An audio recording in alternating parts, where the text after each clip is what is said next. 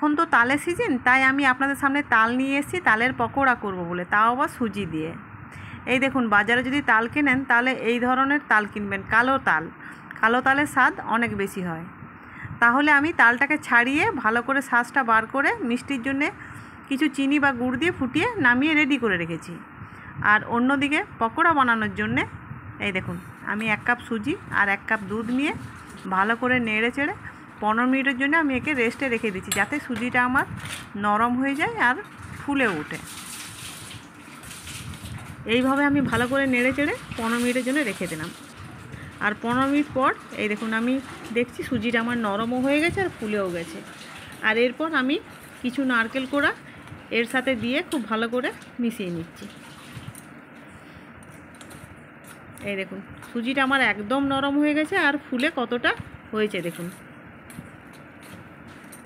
এরপর আমি তালের শাঁসটা দিয়ে ভালো করে মেখে নেব। এই কাজটা যদি চামচ দিয়ে হয় ভালো, নালে হাত দিয়ে করবেন। যত ভালো করে মাখবেন তত পকোড়াটা নরম হবে।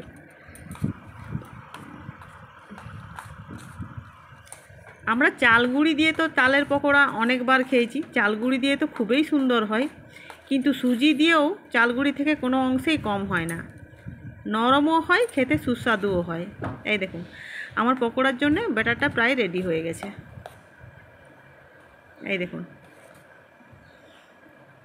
এরপর আমি গ্যাসের চুলায় কড়াই চাপিয়ে তেল গরম করতে দিয়ে দেবো। তেলটা দেখুন আমার গরমও হয়ে এসছে। এরপর আমি আস্তে আস্তে পকোড়াগুলো হাতে করে করে ছেড়ে দেবো একটা একটা করে। এই দেখুন, এইভাবে দিয়ে নেড়ে চেড়ে উল্টে পাল্টে আমি ভালো করে ভেজে তুলে নিচ্ছি।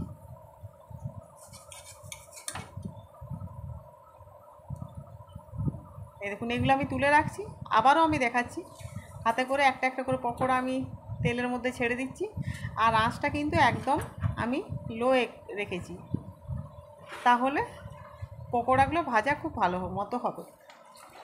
এই দেখুন, এইভাবে হাতে বেশিক্ষণ সময় নিয়ে খুব ভালো করে নেড়ে চেড়ে লাল লাল করে ভেজে তুলে নেব। আর আঁচটা যদি জোরে থাকে বা খুব বেশি দেওয়া থাকে তাহলে কিন্তু উপরটা পুড়ে যাবে আর ভেতরটা কাঁচাই রয়ে যাবে, যার জন্য আঁচটা একদম কমিয়ে দিয়েছি। এই দেখুন, পকোড়াগুলো প্রায় আমার হয়ে এসছে। এরপর আমি এগুলো তুলে নিচ্ছি। একবার হলেও বাড়িতে এই সুজি দিয়ে তালের পকোড়া করে খেয়ে দেখবেন, খুব ভালো লাগে, খুব সুস্বাদু হয় আর স্বাদটা একদম আলাদা টাইপের। এই দেখুন, আমি প্লেটে নামিয়ে দিয়েছি। ওপরটা মুচমুচে আর ভেতরটা একদম নরম। এই দেখুন। ধন্যবাদ আপনাদের সকলকে আমার এই ভিডিওটি দেখার জন্য। আমার চ্যানেলটি আর আমার রান্নাগুলো যদি আপনাদের পছন্দ হয় তাহলে অতি অবশ্যই একটু লাইক করে সাবস্ক্রাইব করে দেবেন। ধন্যবাদ। সুস্থ থাকুন, ভালো থাকুন।